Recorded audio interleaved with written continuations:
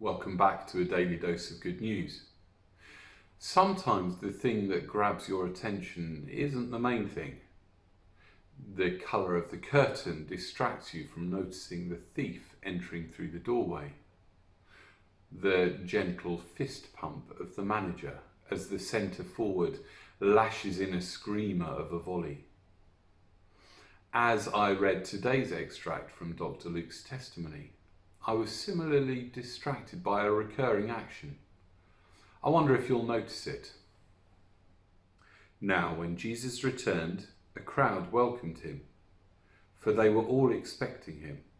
Then a man named Jairus, a ruler of the synagogue, came and fell at Jesus' feet, pleading with him to come to his house because his only daughter, a girl of about 12, was dying. As Jesus was on his way, the crowds almost crushed him, and a woman was there who had been subject to bleeding for 12 years, but no one could heal her.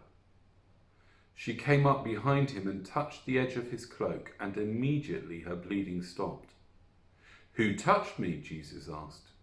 When they all denied it, Peter said, "Master, the people are crowding and pressing against you." But Jesus said, "Someone touched me. I know that power has gone out from me." Then the woman, seeing that she could not go unnoticed, came trembling and fell at his feet. In the presence of all the people, she told why she had touched him and how she had been instantly healed. Then he said to her, "Daughter, your faith has healed you. Go in peace." While Jesus was still speaking, someone came from the house of Jairus, the synagogue ruler. "Your daughter is dead," he said. "Don't bother the teacher anymore." Hearing this, Jesus said to Jairus, "Don't be afraid, just believe, and she will be healed." When he arrived at the house of Jairus, he did not let anyone go in with him except Peter, John, and James, and the child's father and mother. Meanwhile, all the people were wailing and mourning for her. "Stop wailing," Jesus said.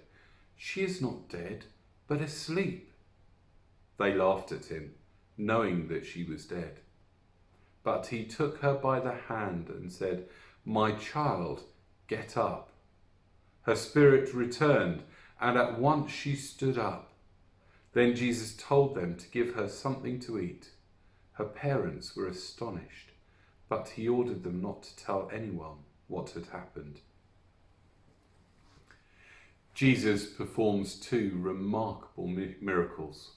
You could argue that Jesus didn't have much to do with the first one. It was all about the faith of the woman.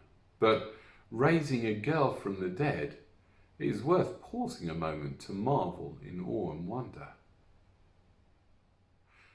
But it was neither of those events that caught my attention.